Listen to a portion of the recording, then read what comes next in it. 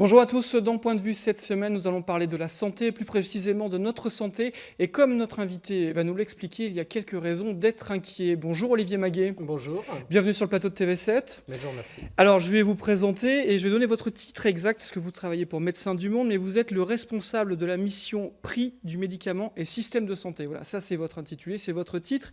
Et avec vous, on va parler justement de ce prix des médicaments. Médecins du Monde mène une campagne active et plutôt choc, plutôt enlevée sur ce sujet-là. Ça s'appelle le prix de la vie et vous ajoutez le prix indécent des médicaments. Alors cette campagne qui est assortie aussi d'une pétition est accompagnée d'une campagne d'affichage plutôt bien vue, au slogan percutant. On va en voir quelques-unes à l'écran, elles vont s'afficher. Chaque année en France, le cancer rapporte 2,4 milliards d'euros. Ou encore une autre qu'on a choisie avec l'immobilier, le pétrole, quel est le marché, l'un des marchés les plus rentables, la maladie. Écoutez, je pense que tout est dit. C'était une campagne choc. Est-ce qu'elle est réussie de votre point de vue? Est-ce que le message est très clair? La santé coûte une petite fortune pour les malades? Alors, le message, oui, il est clair parce qu'il a permis d'introduire la question du prix des médicaments dans le débat public. Elle est réussie aussi pour nous sur une partie qui ne se voit pas, qui est que les portes du décideur public s'ouvrent, car c'est bien l'enjeu. Ne jamais l'oublier, en France, in fine, c'est le gouvernement qui fixe les prix. Donc la campagne s'adresse essentiellement aux décideurs qui, à la fin, donnent un prix ou ne le donnent pas. Alors, donnez-nous l'état des lieux, parce que cette campagne vise à alerter tout à chacun et les décideurs politiques sur le prix des médicaments, on l'a bien compris, mais concrètement, ça veut dire quoi? C'est de plus en plus cher? Concrètement, le médicament qui nous a fait réagir, qui est le nouveau médicament contre le virus de l'hépatite C, il est très puissant, il guérit. C'est génial, c'est une innovation thérapeutique. C'est efficace. Et c'est efficace, donc ça on ne le remet pas du tout en cause, on s'en félicite même.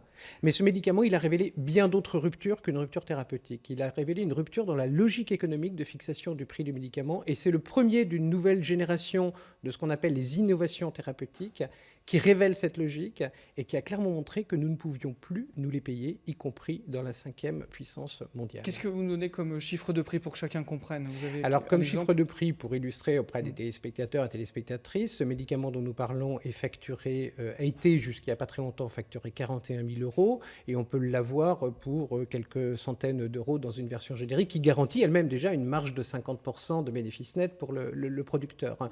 Donc il y a manifestement un écart qui est disproportionné, mais surtout un écart qui, rapporté au nombre de malades potentiels en France, de 100 000 coûterait 8 milliards à l'État. Le budget médicaments annuel, c'est 25 milliards d'euros. Donc la messe est dite, 25 milliards pour 66 millions de Français versus 8 milliards pour 200 000 patients. Nous ne pouvons pas nous les payer. C'est la réalité. Alors, qui fixe ce prix? Parce que vous nous dites que l'échelle va de 41 000 euros, c'est ça, pour ce médicament, jusqu'à quelques centaines, en fait. Donc, il y a un delta qui est monumental. Qui est responsable de ce prix? Les industriels, d'un côté, et les pouvoirs publics de l'autre. Comment ça se passe, la fixation du prix du médicament? Vous êtes dans une salle qui pourrait être un petit peu comme celle-là, avec d'un côté l'État, qui est aussi le payeur, et de l'autre l'industriel, qui arrive avec un dossier et une exigence de prix. Et puis, une négociation s'engage. Sauf que cette négociation, elle est biaisée aujourd'hui. Elle est biaisée parce qu'elle repose sur un rapport de force inégal en faveur des États, des payeurs, et donc de vous et de moi, du contribuable, du payeur. Mais concrètement, moi je suis atteint de cette maladie, est-ce qu'on me demande 41 000 euros ou est-ce que c'est pris en charge? Non, c'est pris en charge. Et c'est bien le problème. C'est comme c'est pris en charge et qu'on ne va pas, heureusement, demander en France aux patients de payer son traitement et que le budget de l'assurance maladie est limité, eh bien, les pouvoirs publics ont été conduits pour la première fois dans l'histoire de la sécurité sociale, depuis 1945, à prendre des mesures de restriction dans l'accès aux soins. Dit autrement, à réserver ce traitement jusqu'à il n'y a pas si longtemps, il y a quelques jours, aux malades les plus gravement atteints. Concrètement, il n'y en avait pas pour tout le monde. Concrètement, il n'y en avait pas pour tout le monde. Et concrètement, il y a encore quelques semaines, la moitié des 200 000 personnes ne pouvaient pas avoir accès à ce traitement. Est-ce que là, on est dans une régression? Clairement, on peut le dire comme ça, mais par rapport à si vous qui avez du recul sur tout ça, c'est une première. On se dirige vers des lendemains difficiles, pardonnez-moi l'expression, mais se soigner va devenir compliqué. Vous avez raison. Et c'est le sens de cette campagne. C'est que, encore une fois, le sofosbuvir, c'est le nom de ce médicament, est un petit peu l'arbre qui cache la forêt. Il est le révélateur d'un nouveau modèle économique dans ce qu'on appelle les innovations thérapeutiques. Et si vous prenez en toile de fond le cancer, avec des médicaments qui sont efficaces, alors pas de la même façon, là c'est plus pour gagner des années de vie de qualité, ça ne guérit pas dans l'absolu tous, mais pour les familles c'est important. Ces médicaments ont des prix qui obéissent à la même logique, des prix déconnectés de l'économie réelle et qui font que les difficultés que nous avons rencontrées pour 200 000 malades de l'hépatite C en France vont se reproduire, mais là pour plusieurs millions de malades du cancer. Parce que le cancer, il y a une de vos affiches, je crois, hein, donnait un slogan, il y a une famille qui n'a pas entendu parler de quelque chose comme ça. Il y a une des affiches avec un slogan qui évoque la généralisation de cette maladie et son importance dans le pays.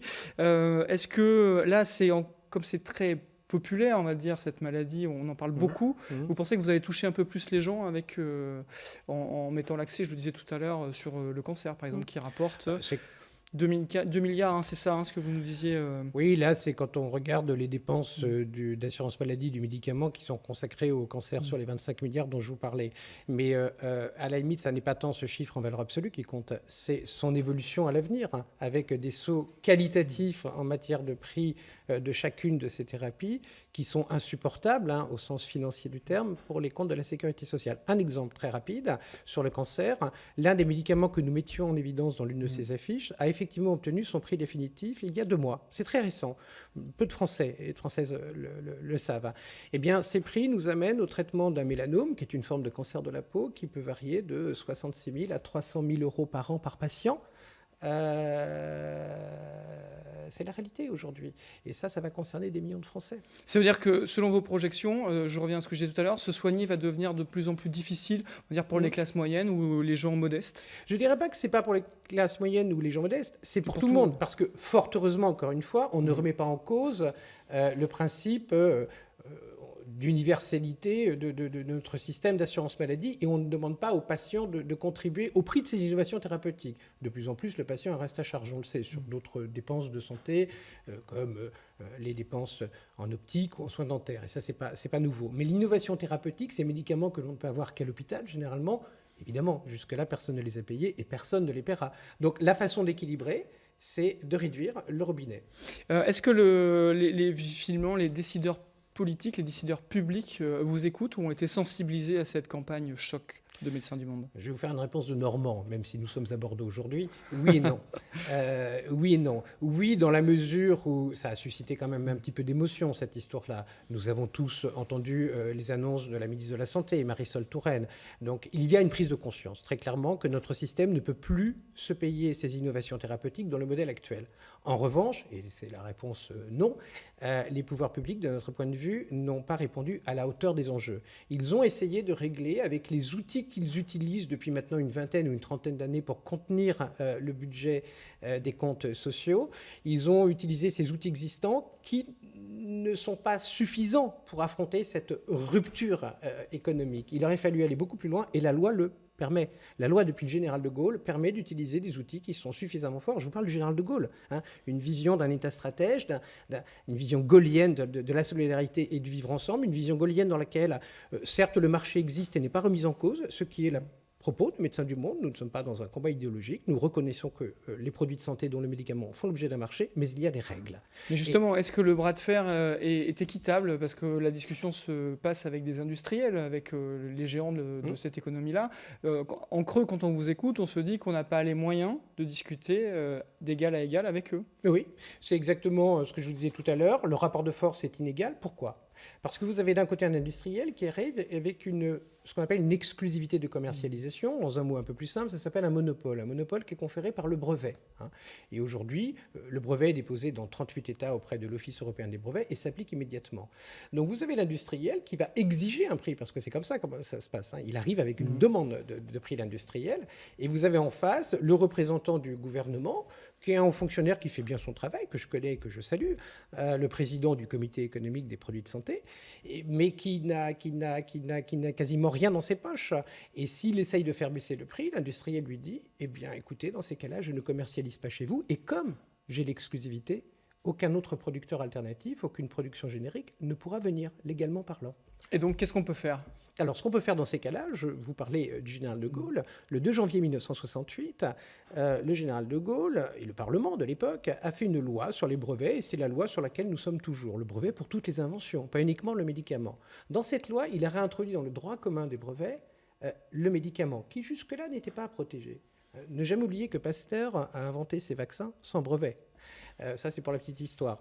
Sauf que le général de Gaulle et les gouvernants de l'époque, les parlementaires de l'époque, dans leur vision justement prospective, avaient anticipé qu'un jour, il y aurait un rapport de force inégal et ont doté le gouvernement d'une disposition légale forte qui s'appelle la licence d'office et qui permet, pendant un temps donné, de s'extraire du système des brevets pour répondre aux besoins de santé de la population. Donc ça, clairement, est-ce que ça a été appliqué? Et ça n'a pas été appliqué. Mais est-ce que c'est encore applicable aujourd'hui? Bien sûr, c'est applicable. Cette licence d'office, c'est quoi déjà? On va peut-être l'expliquer en 2 mots. Elle permet donc, comme je l'ai dit, de mettre entre parenthèses, ça n'est pas une expropriation, ça n'est pas une nationalisation. C'est pendant un temps donné, contre royalty, c'est-à-dire que l'industriel détenteur du brevet de la propriété intellectuelle est rémunéré sur le chiffre d'affaires des ventes. On autorise la production et l'importation de versions génériques, ces versions à quelques centaines d'euros dont je vous parlais. Et là, automatiquement, ça lève la contrainte financière. Donc ça permet de soigner les personnes et de les guérir, puisque c'est de guérison dont nous parlons. Et puis ça remet les industriels autour de la table et ça leur dit, écoutez, on respecte le brevet, on respecte le marché, mais il y a des règles. Manifestement, vous êtes allé un petit peu trop loin. Donc dans notre rôle de gendarme du marché, parce que l'État sur le médicament est un gendarme du marché, eh bien, nous sifflons la fin de la récréation. De la même façon que si vous conduisez à 100 km/h sur une route dont la vitesse est limitée à 90 km/h, le gendarme va vous pénaliser. C'est exactement ça, la licence d'office, et ça permet de faire comprendre au conducteur qu'il doit respecter le code de la route. Mais pour l'instant, ce n'est pas appliqué, si non. je vous écoute bien. C'est la réponse non. Oui et non, comme je vous le disais. Et qu'est-ce qu'on peut dire aux familles des malades et aux patients eux-mêmes qui sont concernés? On a beaucoup parlé du cancer, je le disais à l'instant, c'est la maladie dont on parle le plus aujourd'hui, qui est peut-être médiatiquement la plus visible. Qu'est-ce qu'on dit à tous ces gens-là? On leur dit que avant d'être malades, ils sont assurés sociaux et contribuables, c'est-à-dire qu'ils payent des impôts et ils payent des cotisations sociales, et nous acceptons de le faire, et c'est la contrepartie de notre vivre ensemble et du fait qu'à un moment il y a des élections.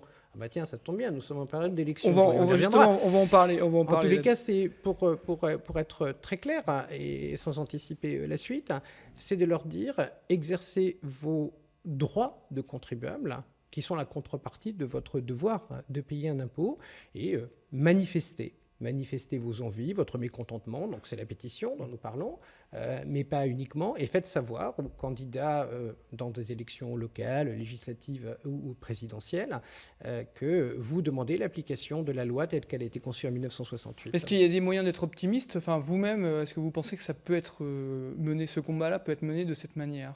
Moi, je crois, vous savez, je fais confiance à l'intelligence collective, globalement. Et puis, la maladie, c'est pas anodin. On parlait du cancer. Le cancer, donc c'est 3 millions de personnes en France qui sont soit malades du cancer et en traitement, soit en suivi post-traitement. 3 millions de malades, ça veut dire que chaque famille a une personne qui est malade du cancer. Donc ça va faire réagir automatiquement. Parce qu'encore une fois, ce que nous avons vécu avec le virus de l'hépatite C et ces nouveaux traitements qui ont été introduits en 2014, nous commençons à le voir arriver, c'est très récent, sur le cancer. Donc ça va susciter de l'émotion, de l'indignation et donc de la réaction. Donc peut-être que là, ça va être un moyen de pression supplémentaire. Oui.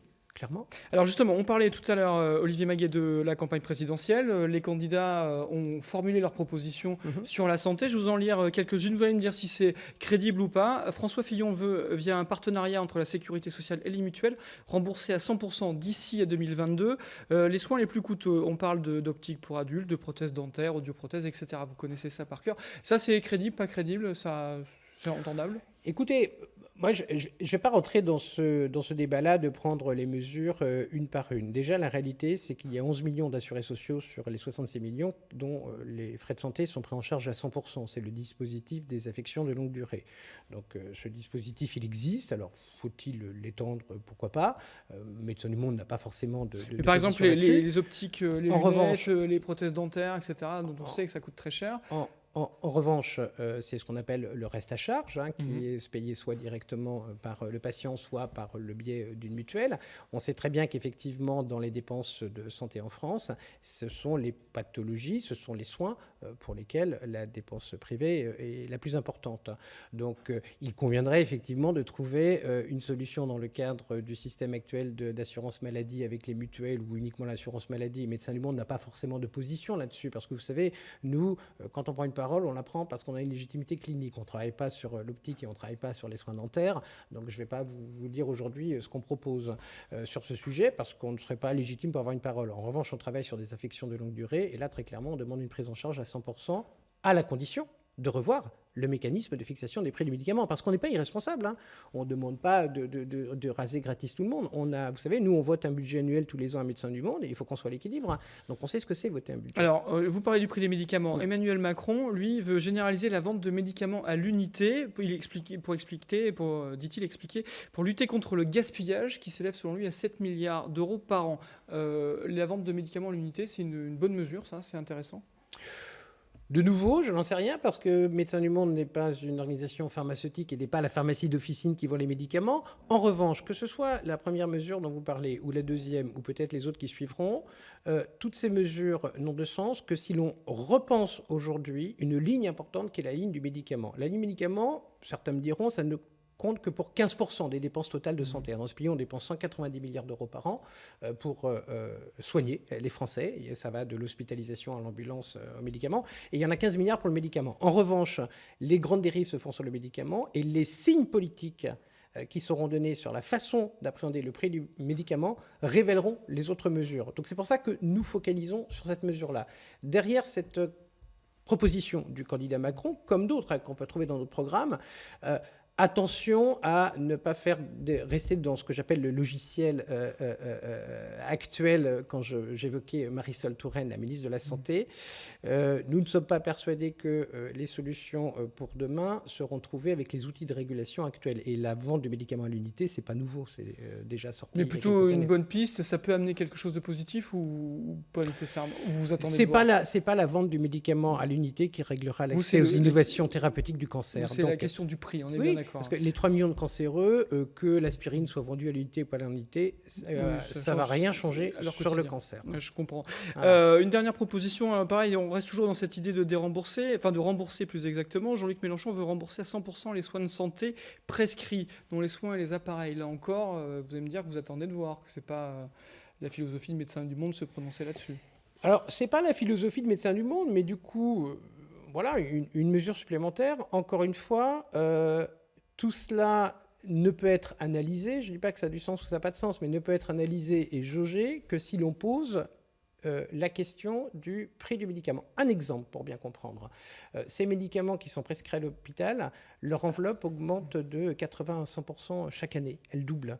Et c'est là que se font les augmentations dans les comptes de la santé. Donc c'est bien là qu'il faut s'attaquer pour pouvoir, après aussi d'ailleurs, financer ce type de mesures ou pour pouvoir avoir des approches de prise en charge qui sont beaucoup plus larges.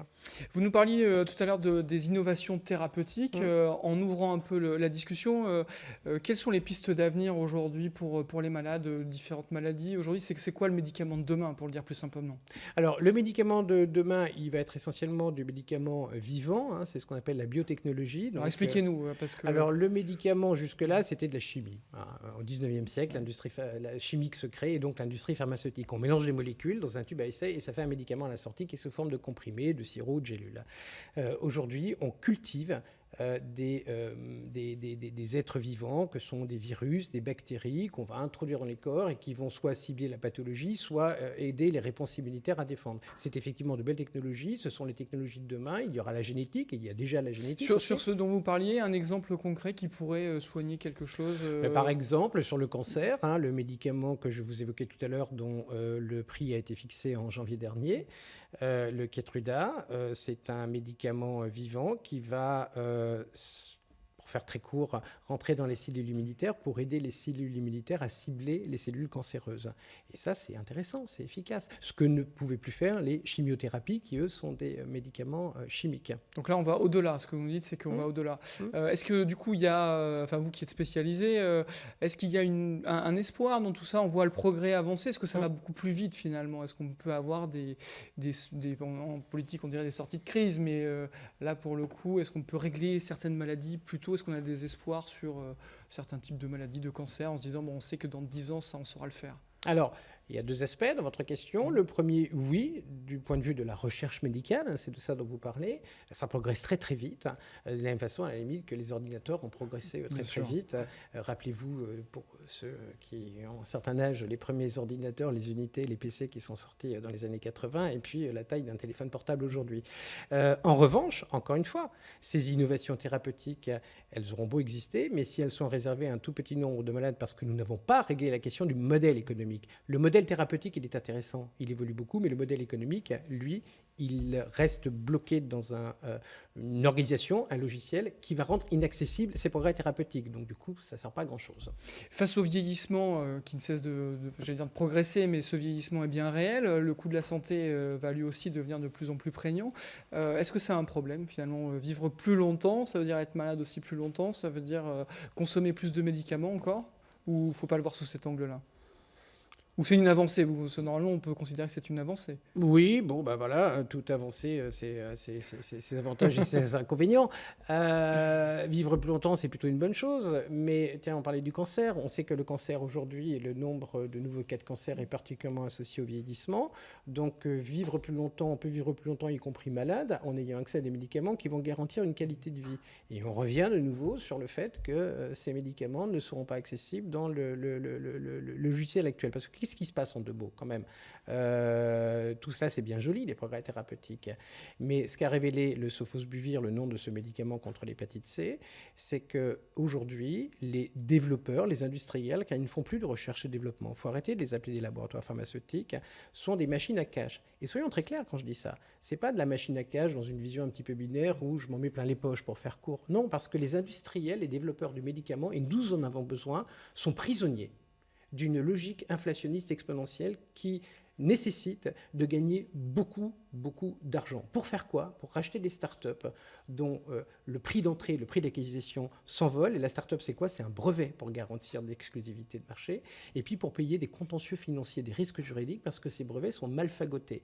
Donc nous avons... Mal fagoté, ça veut dire quoi? C'est-à-dire que mal éprouvé, c'est-à-dire que pour le consommateur, pour le patient, on peut avoir des doutes sur... Non, pas sur la qualité, parce que la qualité, elle n'a rien à voir avec le brevet. La qualité, elle est analysée, elle est évaluée par des autorités de santé. Il y en a en France qui font leur travail comme dans tous les pays d'Europe. Ils sont mal fagotés d'un point de vue juridique. C'est-à-dire que le brevet, c'est pas mon médicament est efficace ou pas efficace, il a un brevet. Non, c'est mon médicament, il respecte les critères dans la brevetabilité. Ça doit être une nouveauté qui est aussi une invention. Et l'industriel doit prouver ça pour votre chemise ou le téléphone portable que vous avez, ou bien pour le dernier médicament contre le cancer. Et là, il est rémunéré, récompensé par un brevet, parce qu'il a véritablement inventé quelque chose.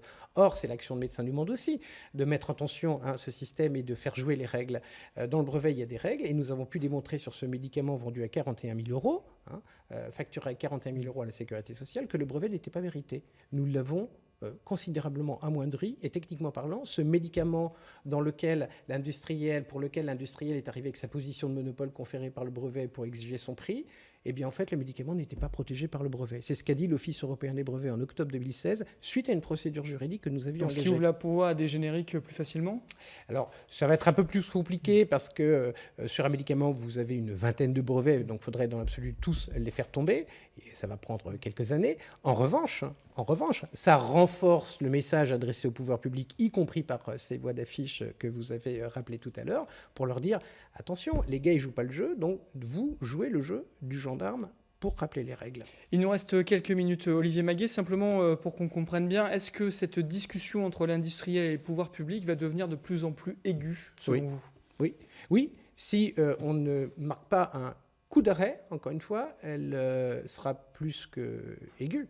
Ça sera une négociation de crise, car les revendications seront de plus en plus élevées pour les raisons que je viens d'indiquer, pour la nécessité d'alimenter la machine à cash qui permet d'acheter ces brevets pour garantir les marchés de demain. Donc on est dans une logique qui est un peu folle.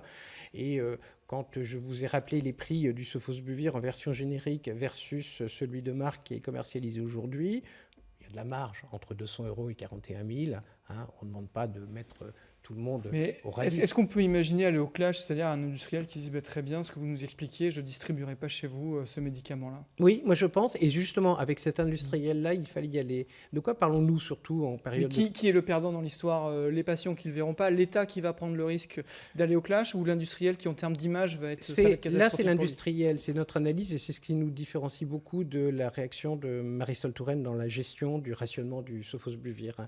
C'est industriel dont nous parlons, et c'est important de le dire en campagne présidentielle où la question de l'emploi est importante pour les Françaises et les Français. Cet industriel, c'est 8000 personnes qui travaillent à Foster City, c'est une ville en Californie. Il n'y a pas d'usine en France, il n'y a rien en France. Il y a juste un PDG et puis une attachée de com et un mec qui fait de la pub pour vendre son médicament. C'est tout. Et le siège Donc ce que vous me dites, c'est qu'on a les moyens d'aller au clash. Donc ce clash avec cet industriel spécifiquement, qui a inventé une nouvelle logique économique, et c'est pas moi qui le dis, c'est un rapport de la Commission des finances du Sénat américain sorti en décembre 2015. Les Américains eux-mêmes sont inquiets. Donc si les Américains nous disent qu'il y a un problème avec une logique économique, on peut essayer de les écouter un petit peu. Il a un brevet qui était mal fagoté, que nous avons réussi en partie à annuler. Eh bien cet industriel, il continue à avoir des exigences financières qui sont inacceptables. Et si un jour il décide de ne pas commercialiser en France en déclenchant par exemple la licence d'office gaullienne dont je vous parlais, eh bien qu'il s'en aille, nous importerons du générique d'ailleurs et ça ne remettra pas en cause l'industrie pharmaceutique française et les emplois qui sont en France. Donc c'était l'occasion en or, c'est toujours l'occasion en or idéale pour un ministre de la Santé de prendre une décision politique forte et de marquer un message fort pour, in fine, remettre les industriels autour de la table, avec les professionnels de santé, avec les associations, avec bien évidemment le payeur, l'assurance maladie, pour définir finalement ce qu'ont fait nos grands ancêtres en 1945, un nouveau compromis social sur la protection sociale des Français qui permettra de répondre aux différentes questions que vous m'avez posées. Merci Olivier Maguet. Écoutez, cette émission touche à sa fin, c'est terminé. Merci pour ces explications. Je rappelle un de vos slogans. Chaque année, en France, le cancer rapporte 2,4 milliards d'euros. Voilà, c'est la campagne de Médecins du Monde pour alerter sur le prix des médicaments. Et nous, on se retrouve dès la semaine prochaine pour un nouveau numéro de Point de vue avec un nouvel invité.